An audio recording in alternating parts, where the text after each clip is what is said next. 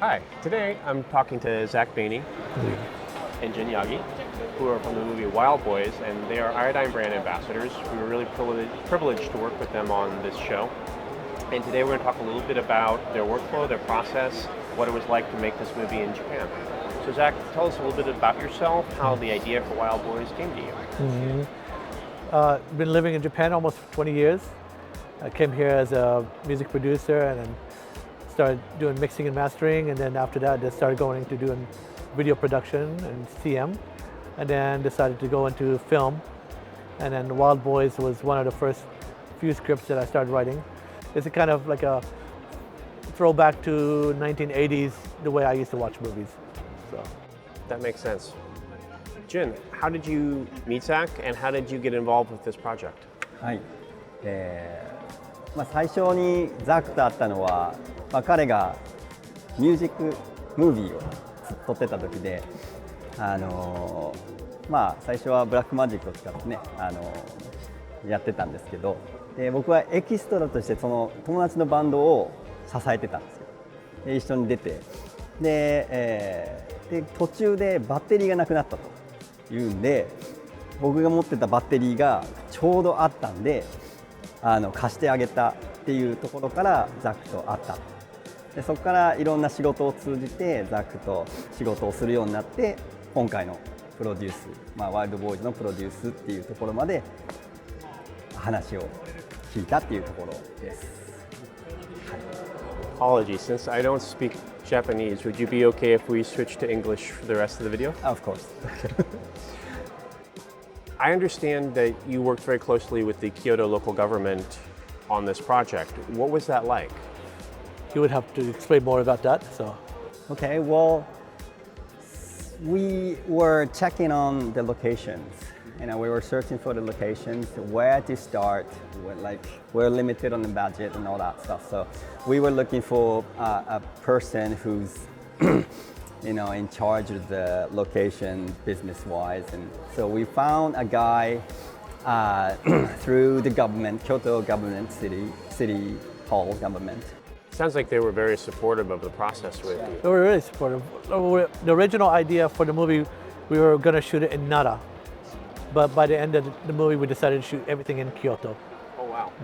And that's because we had Kyoto's full support with us, and then the film commission helped us out. So we decided Kyoto's a beautiful place, so why not shoot the whole movie there? That makes a lot of sense. And speaking of shooting, can you tell us a little about the equipment you used, particularly the cameras, the setup? So what did that change over time? How did you want to do it? How did you end up doing it? Originally, we were going to shoot with the red Komodos, and then at the last moment, we decided to switch to the Canon 5 R5Cs. Yeah. R5Cs, and then our original flow was we were going to shoot in 6K, but with the R5Cs, it shoots in 8K, so in RAW. So we decided, okay, take advantage of that and then shoot the whole movie in 8K. And it gives us the freedom to be able to down-res if we wanted to 4K or 2K. And then that's how we started shooting it. Okay. That seems like that would have generated a lot of data. How much was that for, say, 2 weeks of shooting? 2 weeks of shooting, we almost had close to 15 terabytes. Oh, wow. 15 terabytes. And some days we did like 2 camera setup. Some days it'd just be a single camera setup. But for the most part, after the 2 weeks shooting, we almost had about 15 terabytes. That's a lot of data. It's huge. Now, you used ProData with that ingest setup. If you hadn't had ProData, how did ProData change how you approached the movie? Yeah, if we didn't have you guys with us, we would be huge backpacks full of Samsung T5 hard drives. Okay. And like 15, 20 of them, a whole bunch of them, a whole bunch of wires to go with it. And luckily we didn't have to go that route because the way we went with the ProData was the best way. What would your data management have been had you had to use a bunch of Samsung T5s? I think waiting around, we'd have to wait around, like the most part, because the download speed to put it into the computer, offload, to get them off the camera into the hard drives, from the hard drives into the computer, it would have taken up precious time. That time we could have used to shoot other scenes. So it was really valuable. So we were able to dump all the data onto the ProData and then we had more time to work on the actual film in that case. It sounds like that maybe helped you focus on the creative side and not on the technology. It gave us less headaches. Yeah, for sure. I didn't have to stress. He didn't have to keep getting phone calls that we have to keep buying new hard drives. So, and then we were able to feel comfortable and safe, and then put all our trust into putting all the data into one particular spot, you know, so. When the three of us were talking earlier at lunch, safe was something that came up repeatedly, and I was really interested in that. For both of you, what does safe mean in terms of your data, in terms of pro data, since that seems to be a word that really pro data triggers for you? Safe is really important. Like once you hit the record button on the camera, you let it out there, right? So you need something to back that up. And then to just take any hard drive and put it onto a hard drive that you have no trust into it. You don't know how far you can go down the road without the hard drive crashing or anything. That was really stressful. And then knowing that I could put everything on the pro data and then feel comfortable. It takes a year, over a year, to shoot a full feature-length film. So that's a year worth of blood, sweat, and tears. And to be able to trust it on just small portable hard drives is useless. Seems like that would be nerve-wracking. It killed me. It killed me. You see all the gray hair? Yeah. That's from that. Yeah. That's from that. So. And Jin, you were tasked with supporting or making sure that technology was what Zak wanted and needed, correct? Yes. We had a little problems with choosing the camera to start with. And he gave us, he called me a lot of times to, what are you gonna do with the hard disk drive? And we need this much. Like I keep saying, why? More discs Yeah. for all the camera. More. Yeah. So I was really lucky to have a iodyne set up. Actually, it actually got arrived on the first day, right? First day shooting, the pro data came and was delivered to the hotel. Okay. Because we were not at our houses anymore because we had to go on location on set, and so it came right on the day, and we had it. We were lucky, so it was great. Well, we were really happy to be able to support you guys. And now, we talked about the ingest a little bit. After ingest, did you continue to use the pro data? Did it still form a part of your workflow? So originally we were thinking just using that as a backup to dump all the data on there, and then when we get back to the studio, offload onto the hard drives and then run it from there. But day one, that idea went out the window. Really? Because as soon as I got back to the studio, I hooked it up to the computer, and then it was perfect. I was able to edit right off of it. Oh, you edited right in place? Right on there. So the DaVinci Resolve files is connected to the data, pro data, and then they're like twins now. They're connected. Yeah, so everything is done off there.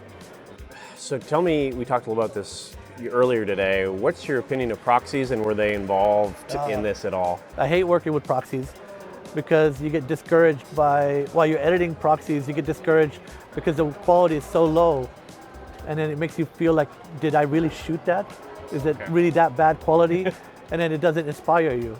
So to be able to have a system where you could run 8K, 4K, 2K on your timeline and see it the way you actually shot it is really inspiring, because you're able to edit as soon as you have the idea in your head. You can start making those edits. Does it keep you in more of a flow state that way? Yeah, it makes you more creative when you edit. So you don't have to sit around waiting. First you have to set up your proxy files. That takes time, 8K to dump them down to proxies. So that'll take, 15 terabytes worth of data, I don't know, a couple days, just do that. So we didn't have that kind of luxury. You could jump right into editing and doing the work. I'm doing everything right off of it. So yeah. So if you're doing everything right off of it, what's it like on the timeline? Do you have any problem scrubbing back and forth the raw 8K files in your timeline? Never. My timeline is not in 8K. Okay. I edit either in 4K, 2K, or sometimes 1080 HD.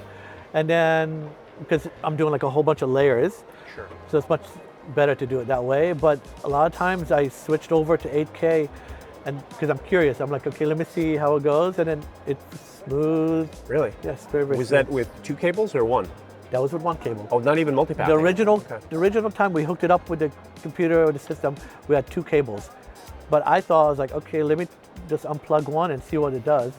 And it's running perfect with just 1 cable. And you just had constant, steady performance. Constant, 8K on the timeline, just 1 cable. So it's perfect. So I don't need 2 cables. Right. It's fast. It's fast enough. That's so. a great testament to what you've been able to do with it. Yeah, it's great. It's great. So. Now, as you're moving into the rest of the year and getting people to see the movie, are there things about the movie you would like people to know, or you like people to really pay attention to?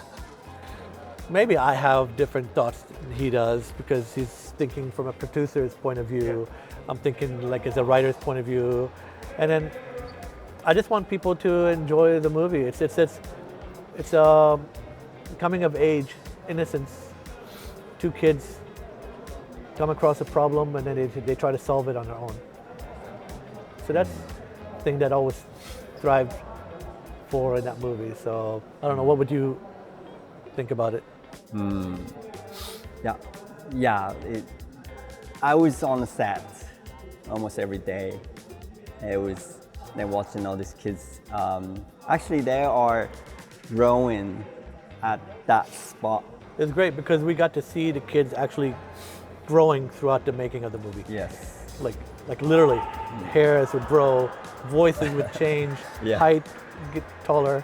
So the boys that we had day 1 in audition to the boys we finished the last day of ADR are completely different kids. Yeah. Thank you both for talking with me. Is there anything you want to say before we? No, just you guys are awesome.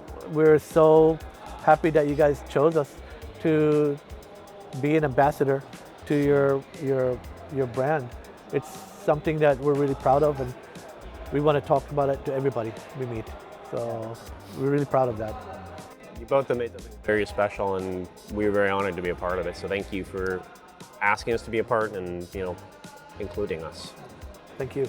And thank you, Mike, Jeff, whichever camera I'm looking at. Mike, thank you so much. Jeff, thank you so much. You guys are rock. Thank you very much. So, thank you.